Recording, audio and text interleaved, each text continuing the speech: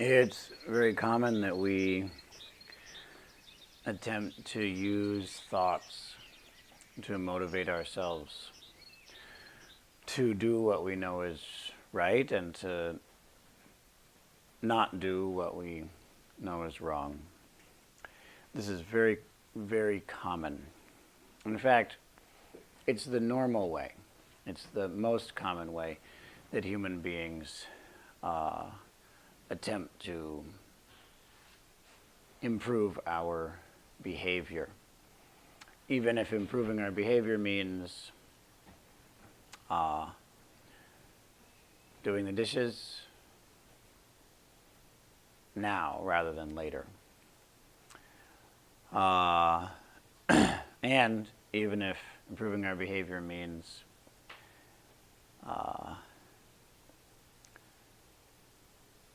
choosing to take an action that will radically change our lives or the lives of others.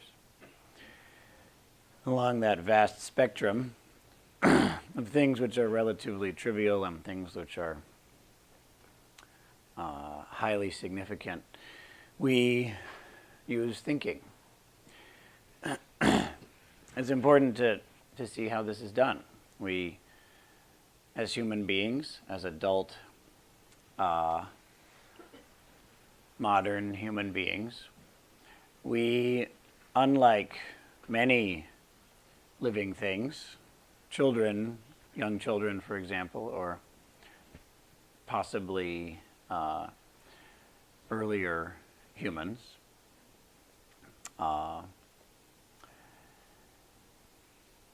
we have a very easy time making thoughts happen. Most adults nowadays, if you ask them to repeat a thought in their head, we can do it. And not true of everyone, but it's true of most people. And so since that's such a feasible step, we try to use it in order to do something which is harder, and that is to make ourselves feel something. It's harder for us typically to just bring up an emotion, make ourselves immediately feel compassion or happiness or gratitude. So we think, and in that way bring up those emotions. And we bring up those emotions in order to do something even harder, which is to actually do things that benefit the world, to impact our behavior, which, as Shinzen often says, is the holy grail of this practice. To come to a point when we can live according to our conscience all the time. Come to the point when we can do what we know is right all the time. If we have that, then we have the greatest superpower.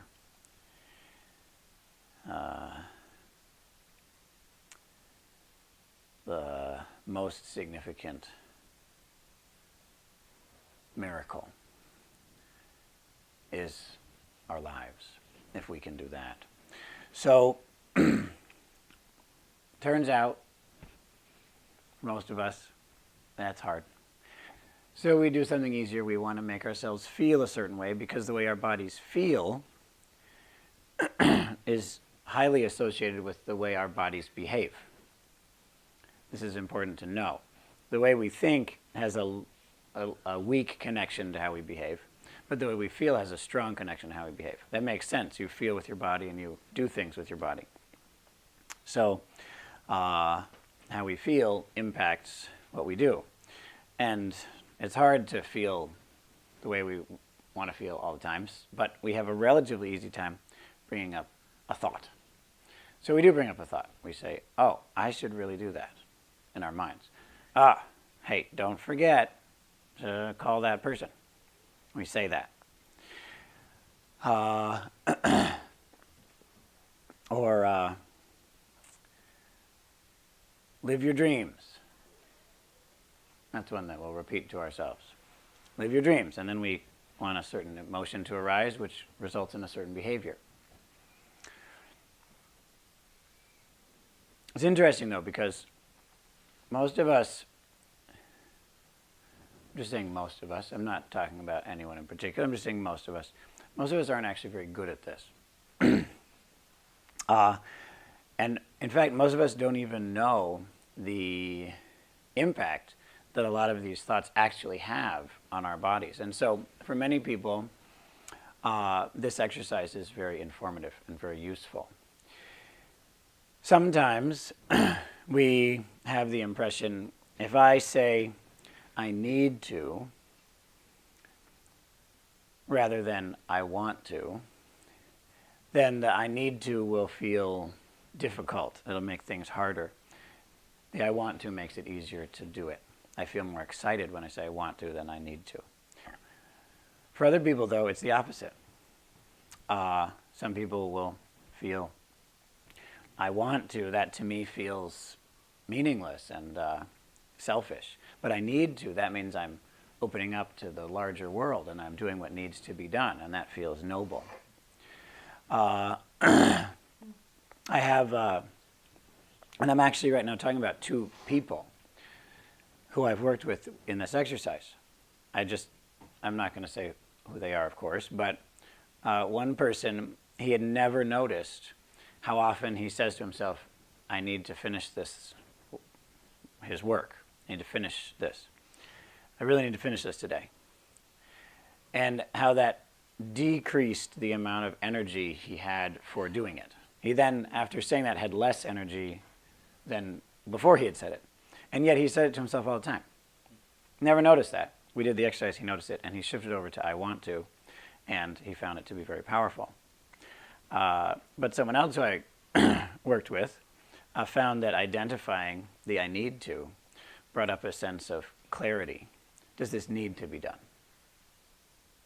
And for him, it was much more powerful to say, this needs to be done. Wonderful. Here I go. And it felt freeing. So for one person, it felt there's a decrease in energy. For another person, there's an increase. But a lot of the time, we don't know which we experience until we actually examine it. Similarly, one that I find most interesting is the I can't do it. Many people aren't familiar. Oh, thank you. Even more. Yeah, I need as much of that as I can get. Thanks. I have a voice issue right now. I have less of a voice than usual. It's taking a break, but I'm not, so. So a lot of it is elsewhere on vacation, but the bit of it that I could convince to stick around is doing its work.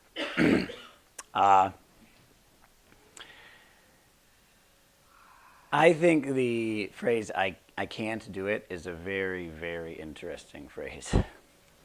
And I've had the chance to explore it in great depth for quite a while. A lot of the time we're not aware of the enormous power of that sentence. Even if we think we're aware of it, sometimes we then pay attention and realize we weren't aware of it in its enormous force. And it isn't just enormous force in a blunt and overwhelming way. It's a force in a subtle and quiet and persistent way.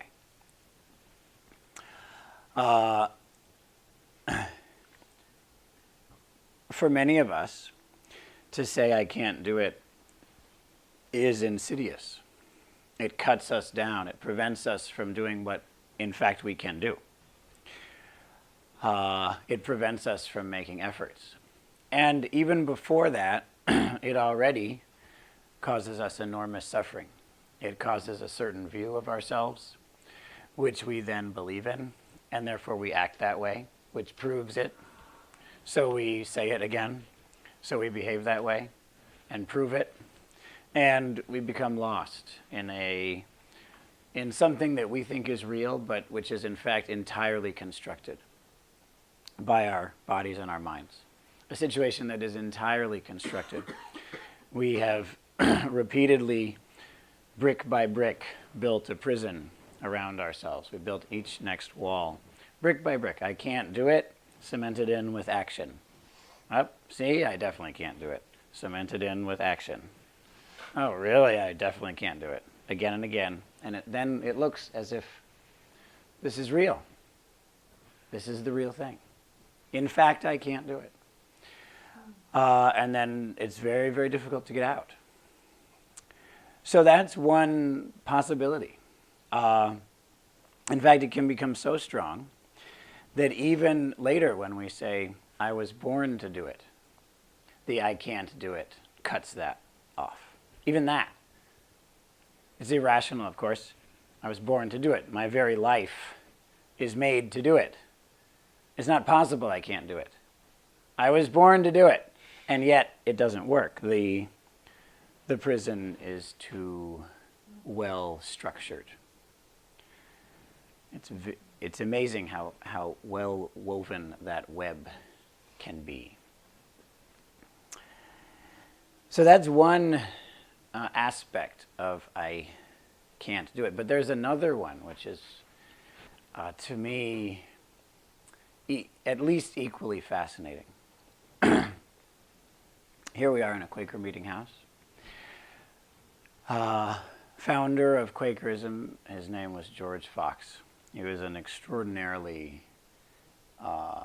bright, sharp, and inspired individual. Maybe you're familiar with George Fox. Maybe not. Become familiar with George Fox. He's a very, very interesting person. You'll enjoy it. So he was a wonderful teacher, and one of his disciples or students was William Penn, who founded the state of Pennsylvania. It's called Pennsylvania because of his name. And he was a member of the upper classes, of, you could say, the nobility, and he wore a ceremonial sword at his hip. But George Fox was absolutely clear that the way of truth is the way of nonviolence. Nonviolence is not what's called outer violence, is not an appropriate response to any situation. And so that outer violence, outer conflict, is set aside in the Quaker tradition and the Society of Friends. Do you know if it's out there still, or do we move it? Is it still available for reading right out there? I think Yeah. Yeah. So please feel free to read it. It's right out there. Where is it? right above the table. Excellent. Excellent. Right on the table, you can read it. It's not above. It's not on the wall. It's on a little placard. Oh, it's on the wall. It's not on the wall. Oh, okay. Oh, so maybe Yeah, maybe you're thinking about something else. There's a little small framed. oh yeah. Do you know where that is? Maybe bring it out if you know where it is for the end. Not now, but at the end, so people can read it as they leave. Yeah. So great. We're just check. It's a very powerful testimony, and so William Penn was confused. He thought, well, I'm trying to do good political work. In order to do good political work, I need to be involved in the structures that be. And therefore, I dress a certain way and I wear this sword. But on the other hand, my faith indicates, not only to George Fox, but also to me in my own heart, that violence is inappropriate and this is a symbol of violence. So what should I do? So we went to George Fox. And he said to George Fox the situation. He said, I don't believe in violence, but at the same time, actually, the state of Pennsylvania is an extraordinary state in that it hasn't had any conflict of any kind, actually, with the native tribes. It's amazing, given the history of this country. So, So he was talking to George Fox, and he said, I'm living this way, but there's this sword at my hip. Should I wear it?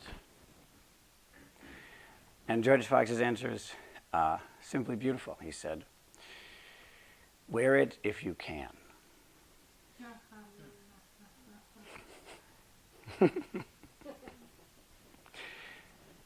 And so he realized, I can't do this. And he took it off. So the phrase, I can't do it, can actually be a liberating and an ethical statement. This was the realization of Peace Pilgrim, another spiritual teacher of this country. She said that the shift for her, when she,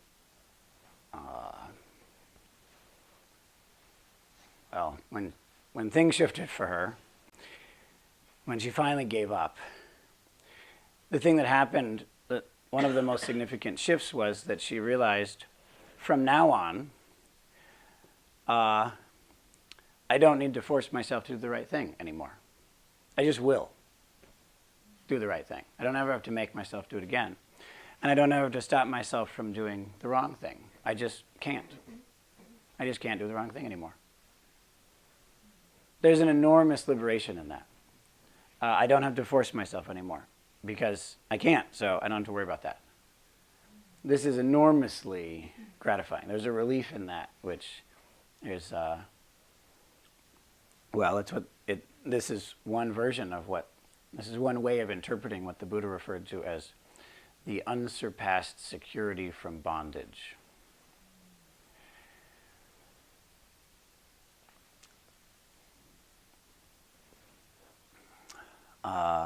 And it's important for us to very carefully examine the way that we speak to ourselves, the impact that that has on us, and move through wanting and needing, whether we can or can't, and how our understanding of what we were born to do impacts our bodies, so that we can gradually, by noticing very carefully the impacts, but the relationship between our body and our mind, by noticing those relationships, we gain confidence in our skills. We gain confidence, not just hope. Maybe I can understand. We actually experience it. When I have this thought, my body reacts in this way, and then I tend to do this sort of thing. When I do that sort of thing, I tend to think this sort of thing, and then feel this way. When I feel this way, I think this. And then we notice, we start to very carefully examine it, just as we just did. Nothing different from what we just did. It isn't more difficult from what we just did. But we come to know the details, including the possibility that we may say those things and it won't have any impact. We might be trying to motivate ourselves with thoughts that aren't impacting us, so then it's not going to work. So we notice that as well. Maybe some of you noticed that. You said some of those phrases and there really wasn't much of an impact. Well, that's good to know. Because the next time you have to do something, don't say that to yourself. It's not going to work. Next time you want to do something, don't say it to yourself. Next time you were born to do something, don't say that to yourself. So we start to notice the impacts. And that's extremely subtle and important information. As we gain that information through examination, through actually putting in the time to examine and understand, we gain in confidence. As we gain in confidence, that confidence allows us to experience I want to in a way that's useful. I need to in a way that's useful. I can in a way that's useful. I can't in a way that's useful. I was born to in a way that's useful. So that we can mature, and mature into what? Well, mature into ourselves. Nothing other than that.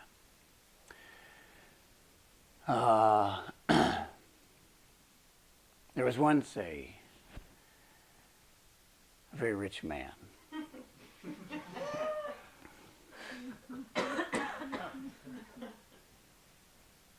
A very rich man.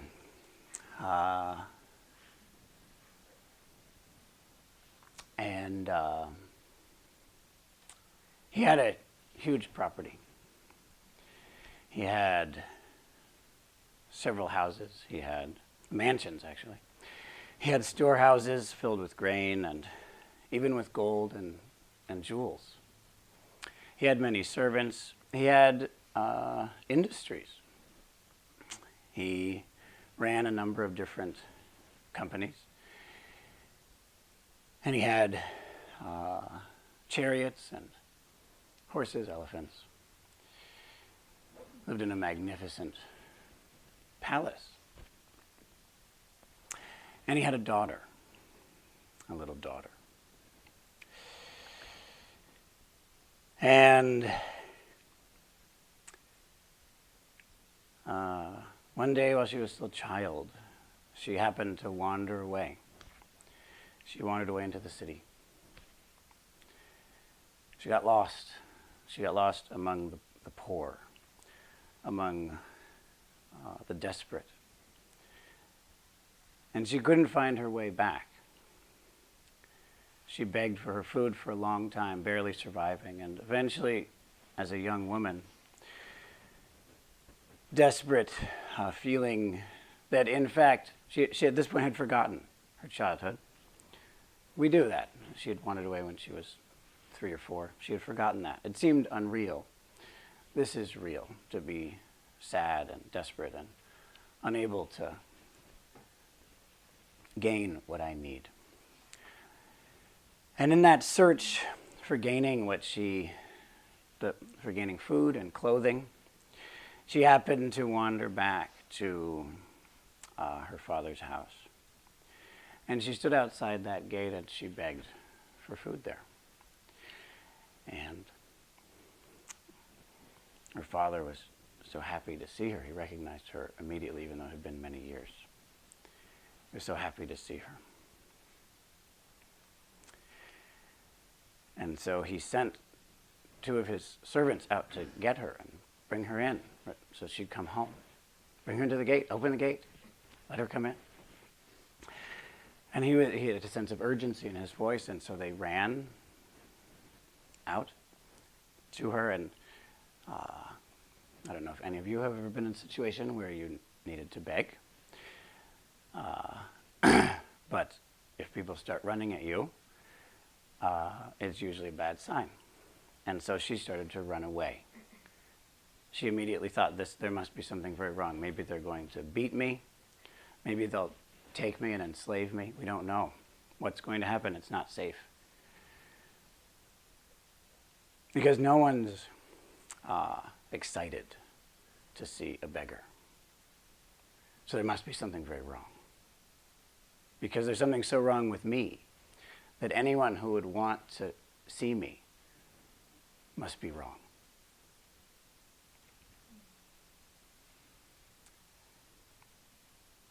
So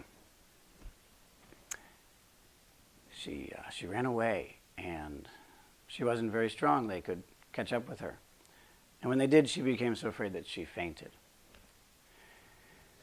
Well, they'd been told to bring her back. They didn't know what to do, so they picked her up, and they brought her back. And her father saw her and realized at this time she can't believe that she belongs here. She can't believe that this could be hers. She can't believe that this is her appropriate station. And so he told them, bring her back out into the street and put her in the street as if she had just fainted there and as if you left her. Make sure she's comfortable and look over her, but from afar. Be sure she's safe, but stay away, because right now she isn't prepared to be here. So they did that. She woke up and she was unharmed, and it was the happiest day of her life. She was so happy to get away from that terrible place. And so she begged again. And so her father needed a plan, and so he sent out 2 other servants to her, and they saw her and they said,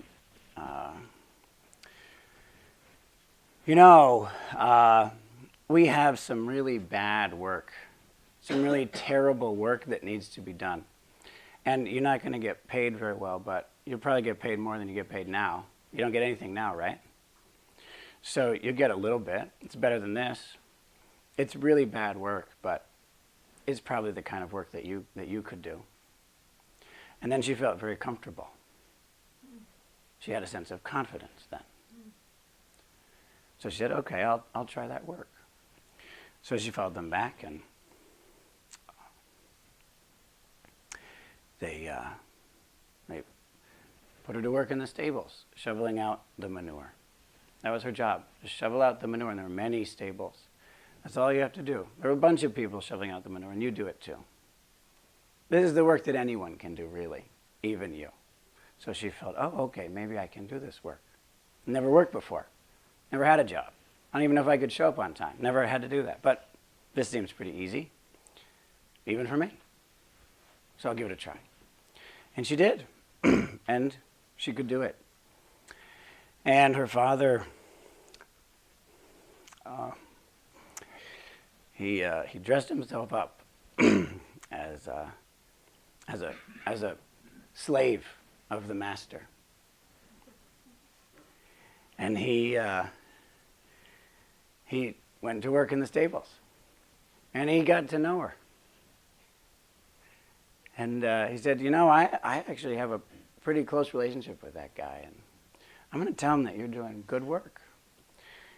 And so he came back the next day and said, you know, he's so excited about your work, he's giving you a promotion. Now you're in charge of these stables. You're gonna oversee other people. And then a little while later he said, you're doing such a good job now, you're going to get another promotion. You're going to get paid more. And so she felt, wow, maybe I'm not so bad. And gradually, over years, many years, 20 years they say, he introduced her to each of the aspects of that property, teaching her slowly not only what was happening there, but also that she could do it. You can oversee the storehouses, you can oversee the lending operations, you can oversee the agriculture. 20 years. 20 years.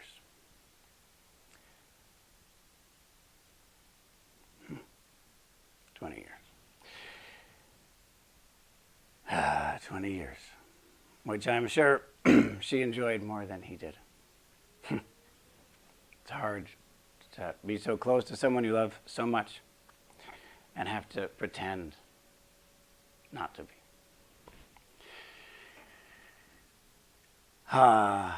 But eventually he got sick, and so he called all of his servants. He called even the nobility around the area, and he called his daughter. And he announced to everyone, in fact, in truth, in reality, this is my own child. All of this is hers. And it's true that for 20 years she's learned how to oversee everything. She's actually come up from the very bottom here. She's learned how to do everything, but in truth, it was always hers. It's always been hers. And so he and she and everyone could rejoice in that. Could rejoice that she had received what she'd already had.